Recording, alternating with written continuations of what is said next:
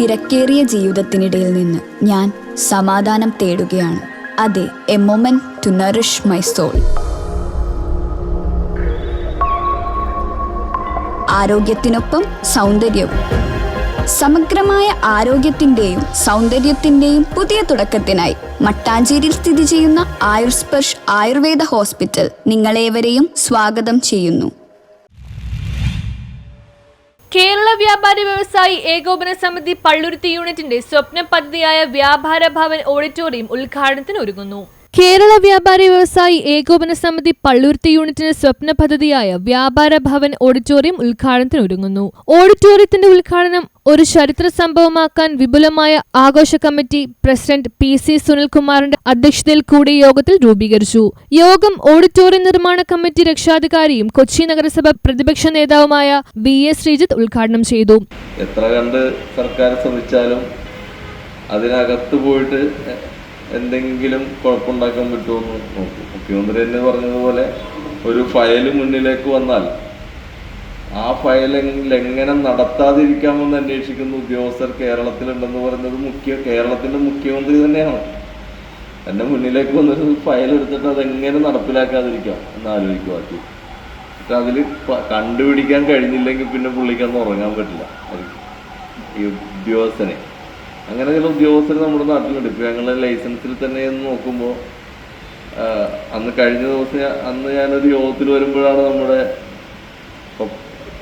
വിളിച്ചെന്ന അല്ലേ, ഒരു കാര്യമില്ലായിരുന്നു യഥാർത്ഥത്തിൽ അല്ലേ. അവിടെ ചെല്ലുമ്പോൾ ചുമ്മാ വെറുതെ എടുത്ത് മാറ്റി വെച്ചിരിക്കുക. അതെത്ര ആളായിരുന്നു? ഒരു വർഷമായി. അപ്പോൾ നമ്മൾ സാധാരണ ജനങ്ങളെന്ത് വിചാരിക്കും, സർക്കാരിൻ്റെ തീരുമാനം ഇതൊന്നായിരിക്കുന്നു. സർക്കാർ അങ്ങനെ പറഞ്ഞിട്ടില്ല. ചില ഉദ്യോഗസ്ഥർ നടത്തുന്ന, അതാണ് ജയൻചേട്ടൻ വളരെ ക്ലിയർ ആയിട്ട് പറഞ്ഞു, ഉദ്യോഗസ്ഥർ ഇതിനെ ബുദ്ധിമുട്ടിക്കുന്നു എന്ന് പറഞ്ഞു. പക്ഷെ ഒരു വർഷമായി നടക്കാത്തൊരു കാര്യമാണ് നമ്മൾ 5 മിനിറ്റ് എടുത്തില്ല തീരുമാനം എടുക്കാൻ. അപ്പോൾ അത് ജനപ്രതിനിധികളുടെ ഉത്തരവാദിത്വം കൂടിയാണ് അറിയുമ്പോൾ ഇടപെടുക എന്നുള്ളത്.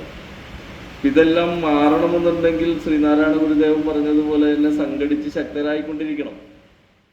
പ്രശസ്ത സിനിമ മിമിക്രി താരം സാജൻ പള്ളുരുത്തി, പ്രശസ്ത ചലച്ചിത്ര പിന്നണി ഗായകൻ Pradeep Palluruthy, KP Jain, TM Ibrahim, VE Mathew, Denny Thomas, KU Jabeeb, V Udayan, KS Ajith, KU Sudheer എന്നിവർ പ്രസംഗിച്ചു. 4 വർഷക്കാലത്തെ പ്രവർത്തനം ഫലം കണ്ടു എന്ന് നമുക്ക് എല്ലാവർക്കും ചാരിതാർത്ഥ്യം ഉണ്ടാക്കുന്നതാണ്. ഇനി ആ വ്യാപാര ഭവന്റെ ഉദ്ഘാടനവും അതോടൊപ്പം അംഗങ്ങളുടെ ഒരു വിപുലമായ കുടുംബ സംഗമവും കൂടി നമുക്ക് സംഘടിപ്പിക്കേണ്ടതായിട്ടുണ്ട്. കേരളത്തിൽ നിരവധി വ്യാപാര ഭവനുകൾ ഉദ്ഘാടനം ചെയ്തിട്ടുണ്ട്. അതിൽ നിന്നെല്ലാം വ്യത്യസ്തമായി ഒരു രൂപവും ഭാവവും അടുക്കും ചിട്ടയുമൊക്കെയായി വലിയൊരു സമ്മേളനമായി മാറ്റണമെന്നാണ് നമ്മളുടെ എല്ലാവരുടെയും ആഗ്രഹം.